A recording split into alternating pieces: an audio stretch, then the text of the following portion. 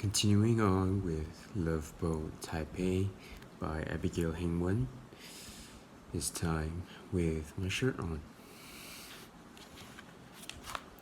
Chapter 4.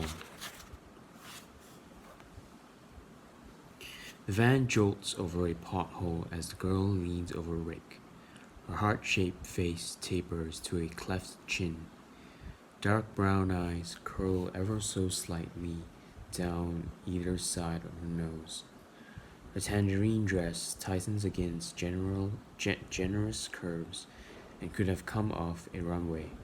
By comparison, my lilac V-neck shirt over jean cutoffs feels grungy. Even if I changed before deplaning, I don't own anything half as nice. Hey there, Li Han. Hey there, Li Han wants us to do icebreakers. Whatever. I'm Sophie Ha. Yes, like haha. It's Korean. Let me read that again for you. Hey there, Li Han wants us to do icebreakers. Whatever. I am Sophie Ha. Yes, like haha. It's Korean. My grandfather was Korean. I'm from Manhattan, but I live in New Jersey now. My parents split up and sent me here for the summer, but I'd have come anyways. Where are you from? Ohio? Aren't Asians supposed to be reserved? But she's so open, and she glitters. Sunlight glints off 3 earrings on her left earlobe, a contrast to my modest single studs. She somehow reminds me of a combination of Megan and Pearl. Cool. She props an elbow on Rick's shoulder like he's a big pillow. His wide arched forehead and soft nose remind me of my cousin, though his irises are amber instead of brown, closer to the color of his skin. Why does he look familiar? Headphones, shaggy hair, athletic build. There's a resemblance between Sophie and Rick. The shape of their eyes, the full lips. Are you guys related? Cousins, she confirms, and I can't help envying all the benefits that must come with a hot boy cousin your age, like a built-in network of guy friends, a sounding board for your unrequited crushes.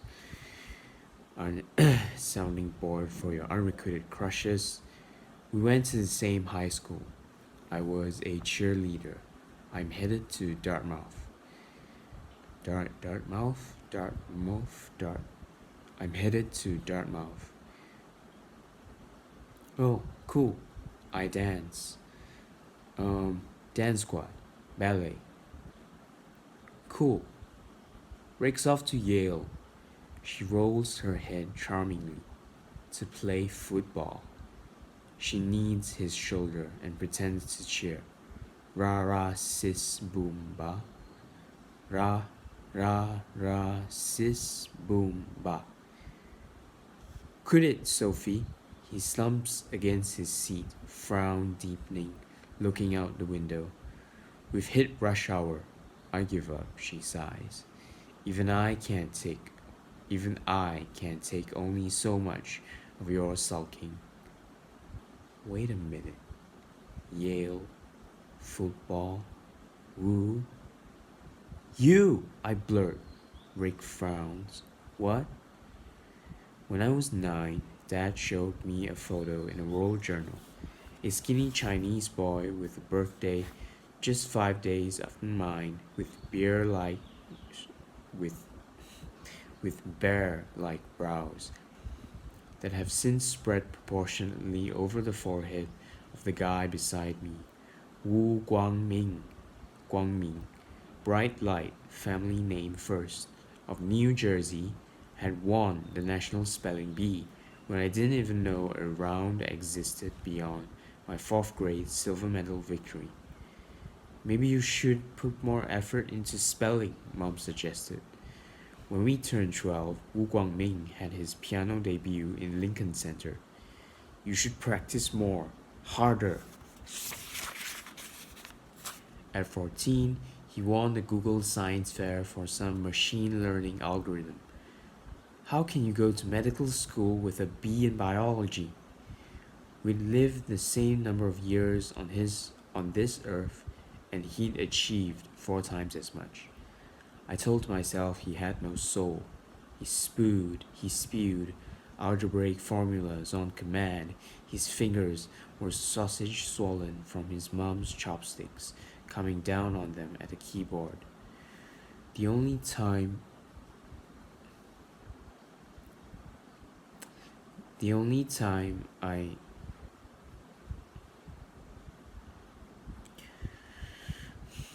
The only time I didn't want Boy Wonder struck down by lightning was when he quit piano to warm the football team's bench freshman year. To warm the football team's bench freshman year. The World Journal was worried, my parents devastated. Who does he think he is? Tom Brady? Will he not go to college? I rejoiced. For once, Guangming had done something off the beaten path for an immigrant Asian American kid, and sitting on the bench, a waste of time by World Journal standards. It was the end of the Guangming dynasty, and I'd never have to run into a clip of his latest article placed on my pillow again. But then, Boy Wonder got recruited as a running back for Yale, not the best football team, but who in the readership but who in the readership of the World Journal cared? It was Yale. He skyrocketed again in my parents' esteem and plummeted in mine. The only other World Journal prodigy I remember half as well died by suicide. His grieving parents commemorated him with a full-page spread of his resume. What? Boy Wonder repeats. Here he is, the yardstick of my never measuring up life in the flesh. Nothing, I say, and Boy Wonder's frown deepens. Never met an Everett before. Sophie smooths things over. Is it a nick? Is it a nickname? For Everett. I really wish Boy Wonder wasn't between us, joggling his arm and leg, putting me on edge. Sophie's brow wrinkles. Isn't Everett? Did you want to trade seats? Boy Wonder cuts her off, scooting from me. Sophie raises her brow. I flush. Do I smell? We'll be on campus in like 5 minutes. Calm down. Poor Ever will think you're like this all the time. Boy Wonder shoves his phone into his pocket and makes a fist that pops his veins out on his tan arm. What the heck is his hurry anyways? Sighing, Sophie turns back to me.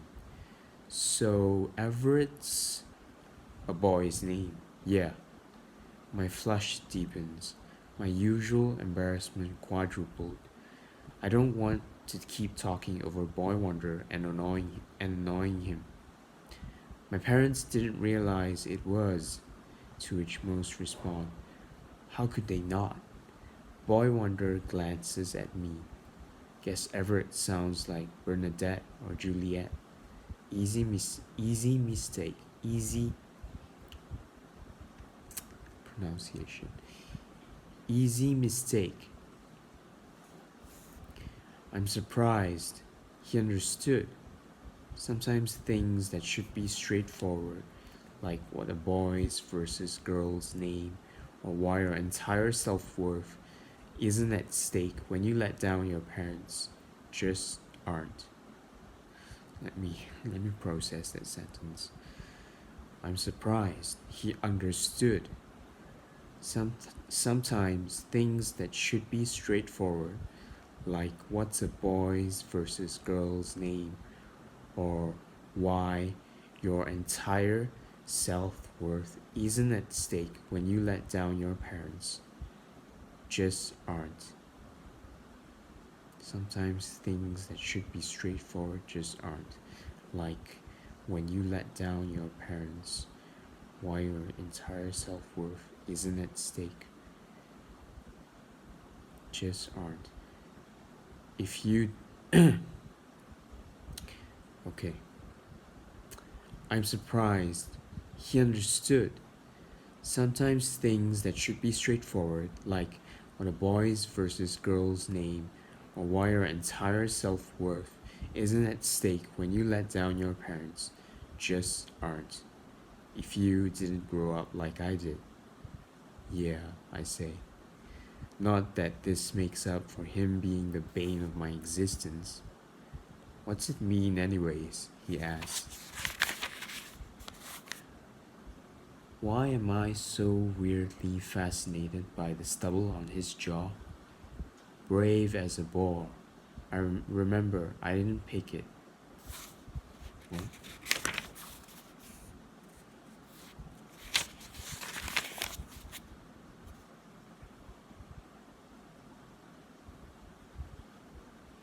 Brave as a boar.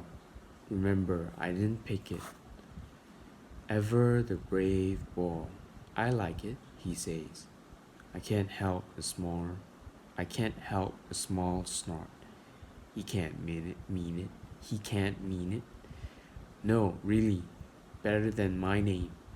Came from the sound of music. Frederick, my little sister's.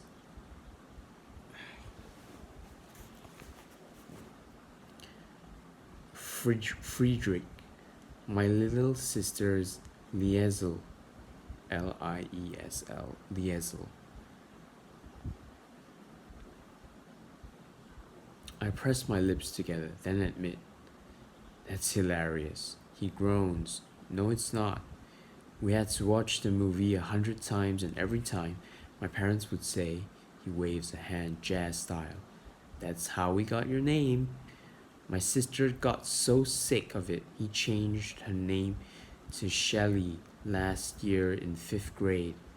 I can't help smiling.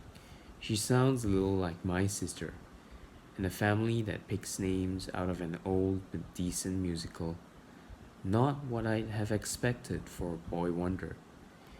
He looks out the windshield, knee still jiggling, thumb running under his fingers, bored again with this mortal conversation.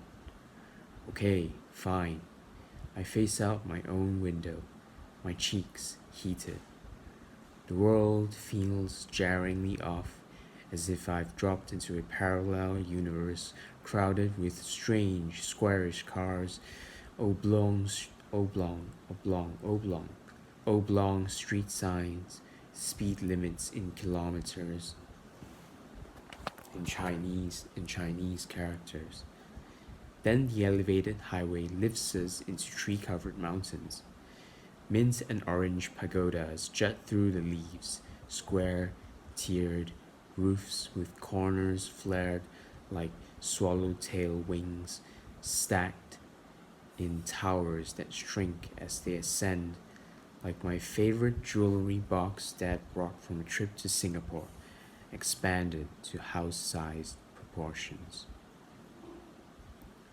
Sorry, I gotta repeat this last paragraph for myself. Okay, fine.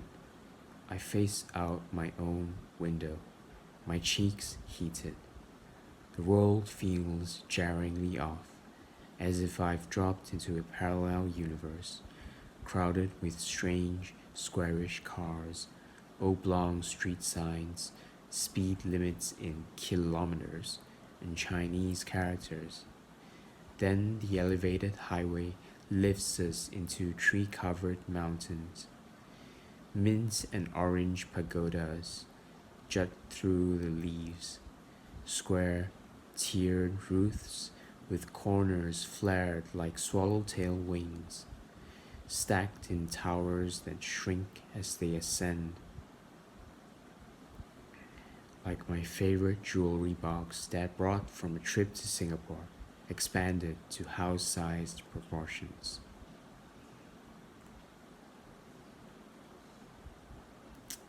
stop here.